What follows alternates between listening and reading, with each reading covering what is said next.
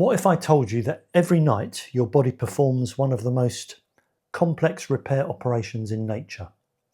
While you're unconscious, damaged muscle fibers are rebuilt. Your immune system reorganizes itself.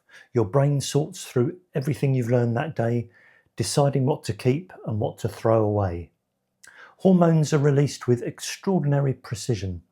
Inflammation is brought under control, memories are strengthened, and billions of cells quietly go about repairing the wear and tear of simply being alive. The remarkable thing is this: none of it happens because you force it to happen. It happens because your body knows exactly what to do. The problem is that modern life constantly interrupts that process. Many people think they're getting enough sleep because they're in bed for 7 or 8 hours. But sleep isn't measured in hours, it's measured in quality. Tonight I want to show you 8 surprisingly simple mistakes that may be preventing your body from doing the job it has spent millions of years evolving to do. So how do we get genuinely restorative sleep? Like anything worthwhile, it starts with preparation. And let's start with one of the most important: alcohol. Many people believe alcohol helps them sleep because they fall asleep more quickly. In reality, alcohol doesn't produce natural sleep, it produces sedation. These are not the same thing.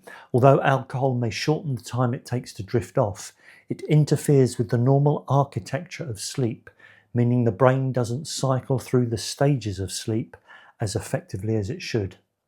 One of alcohol's biggest effects is on REM sleep, rapid eye movement sleep, discussed in the previous video.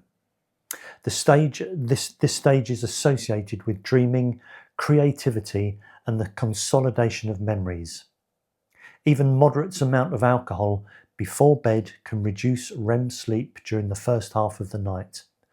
As the alcohol is broken down by the liver, the brain becomes more active again, often causing repeated awakenings during the second half of the night. Many people don't even remember these brief awakenings, but they leave the person feeling less refreshed the following morning. Alcohol also suppresses the normal rise in overnight growth hormone and alters the balance of the autonomic nervous system, leaving the body in a more stressed state than many people realize. Heart rate often remains elevated for much of the night. Your body may be lying still, but physiologically it's working much harder than it should. Alcohol also reduces the quality of deep sleep, the stage where much of the body's physical recovery takes place. During deep sleep, growth hormone is released, tissues are repaired, the immune system is strengthened, and inflammatory processes are better regulated. By fragmenting deep sleep, alcohol reduces the amount of time your body has to carry out these essential repair processes. You may have spent 8 hours in bed, but your body has received considerably less of the restorative sleep it actually needed. To make matters worse, alcohol relaxes the muscles around the airway, making snoring and obstructive sleep apnea more likely. And this can further reduce oxygen levels during the night and fragment sleep, even if you never fully wake up. The result is often a vicious cycle. You wake feeling tired, rely on caffeine to get through the day, and then find it harder to sleep well the following night. The take-home message is simple. Alcohol doesn't just reduce the number of hours you sleep, it reduces the quality of sleep you do get. If your goal is to maximize recovery, muscle repair, brain function, and long-term health, limiting alcohol, particularly in the few hours before bedtime, is one of the most easiest and effective changes you can make. Even 1 or 2 drinks can have measurable effects. You don't have to be drunk to impair sleep architecture. Number 2, screen time. This is another major disruptor of sleep. Bright screens, particularly those emitting blue light, suppress the production of melatonin, the hormone that tells your brain it's time to sleep. As a result, you feel less drowsy and it takes longer to fall asleep. But it's not just the light. Watching videos, scrolling social media, or replying to emails keeps the brain mentally engaged at a time when it should be winding down. Instead of preparing for sleep, you're telling your brain to stay alert. For the best night's sleep, try switching off all screens at least an hour before bed. Give your brain the chance to produce melatonin naturally, and you'll be far more likely to fall asleep quickly and enjoy deeper, more restorative sleep. Many phones now include night mode, which reduces blue light. That's certainly better than nothing, but it doesn't solve the problem of mental stimulation. Okay, number 3, temperature. Temperature also plays an important role in sleep quality. As you prepare for sleep, your body naturally lowers its core temperature. A cool bedroom helps this process, making it easier to fall asleep and remain asleep throughout the night. If your bedroom is too warm, your body struggles to lose heat. This can lead to more restless sleep, frequent awakenings, and less time spent in the deep sleep that's so important for physical recovery.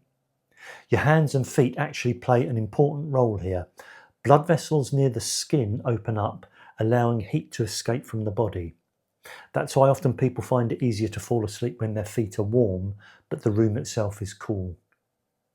For most people, a bedroom temperature of around 18 degrees Celsius, about 65 degrees Fahrenheit, provides the best environment for restorative sleep. Finally, a warm bath about an hour before bed sounds counterintuitive under this heading, but by warming the skin, it actually helps your body lose heat afterwards, encouraging your core temperature to fall. Eating late at night. Now, this can also interfere with good quality sleep. Digesting a meal is an active process that raises your body's core temperature and increases metabolic activity at a time when your body should be slowing down.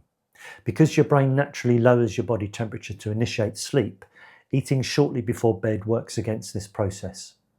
Large meals, particularly those high in fat or spice, can also increase the risk of acid reflux and indigestion when you lie down, making sleep more fragmented and less restorative. As a general rule, try to finish eating 3 hours minimum before bedtime. This gives your body enough time to digest most of the meal, allowing your core temperature to fall naturally, helping you drift into deeper, more restorative sleep. Your digestive system should be winding down when you go to bed, not just getting started. Late night eating also disrupts your body's circadian rhythm. Your digestive organs have their own biological clocks, and they expect food during the day rather than late at night. Consistently eating close to bedtime can leave these internal clocks out of sync. If you're genuinely hungry before bed, a light snack is unlikely to be a problem now and again. It's the large, heavy meals that tend to cause the greatest disruption. Next up is obvious ones, light and sound. But just in case, here goes. Dark is always better, and a good eye mask is worthwhile. If noise wakes you, some earplugs wouldn't go amiss. Our ancestors slept in complete darkness. Today we have LED clocks, we have standby lights, we have street lights and phones constantly illuminating our bedrooms. Even small amounts of light reaching the eyes can reduce melatonin production in some people. And if complete silence isn't possible, many people find that steady background sounds such as a fan or white noise are less disruptive than unpredictable noises. For me, I have to have complete black and complete silence, so an eye mask and earplugs are always by my side, but as I live in a quiet area, it's not really too much of an issue, but it is something that we do need to take account of. Next up is caffeine. Now, caffeine is often blamed for poor sleep, but the story is a little bit more complicated. Regular coffee drinkers develop a degree of caffeine tolerance, meaning the brain adapts to its daily caffeine intake. As a result, many habitual users experience far less sleep disruption than someone who only drinks caffeine occasionally. However, this tolerance isn't complete. Caffeine still blocks the action of adenosine, the chemical that makes you feel sleepy, and consuming more caffeine than usual or drinking it late in the day can delay sleep, reduce deep sleep, and leave you feeling less refreshed the next morning. If you enjoy coffee, the simplest advice is to keep your intake consistent and avoid caffeine in the 6 to 8 hours before bedtime. That way you can enjoy its benefits during the day while minimizing its impact on your sleep. I often hear people say, I can drink coffee before bed and sleep just fine. The interesting question isn't whether you fall asleep, it's whether your sleep is restorative as it could have been. And research suggests caffeine can still subtly reduce deep sleep, even in people who don't notice it themselves. Next up is napping. Now, there's a double-edged sword to this one. If you sleep well, you should not feel tired during the day.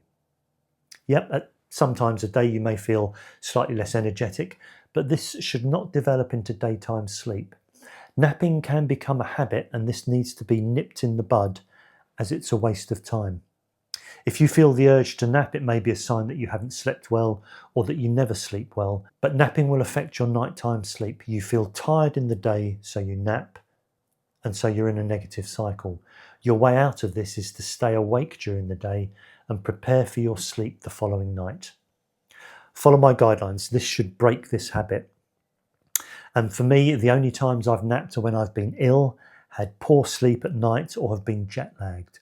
So it is sometimes necessary, and a short nap of around 10 to 20 minutes can improve alertness without affecting nighttime sleep. For many people, it's the long naps, particularly late in the afternoon, that are most likely to interfere with your ability to fall asleep later and get into that deep restorative sleep stage. However, as a general rule, if you sleep well at night, you won't feel the need to nap. So it almost acts as a barometer of your nighttime sleep success. If you're constantly needing long naps every afternoon, for example, it's often a sign that something isn't right with your nighttime sleep, even if you feel that it's okay. So do keep that in mind and do try and avoid napping and get yourself back into a proper routine. Now let's talk about age. Older adults do tend to sleep more lightly. I think every older adult will know that. They'll wake more frequently and spend less time in REM sleep. Deep, slow wave sleep also declines on average, although there is enormous variations between individuals. The encouraging news is that healthy sleep habits continue to improve sleep quality at every age. Growing older doesn't mean giving up on restorative sleep. Let me conclude. I think one of the biggest mistakes we've made is believing that recovery comes in a bottle, a supplement, an ice bath, or some other expensive piece of equipment. Your body has been refining its repair program for hundreds of millions of years. Long before there were recovery drinks, compression boots, or wearable technology, there was sleep. Every night your brain, your immune system, your muscles, your hormones, your metabolism work together in an extraordinary biological performance that no medicine has ever been able to reproduce. The real question isn't whether sleep works. Science settled that decades ago. The real question is whether we're giving our bodies the opportunity to do the job they've evolved to do. So before you spend money on searching for the next miracle recovery tool, start with the one that's completely free. Turn the screens off, skip the late night drink, keep the room cool and dark, finish eating a little earlier, be sensible with caffeine, and give yourself the one thing that your body has been asking for all along. Because while you sleep, your body doesn't simply rest, it rebuilds you. See you next time.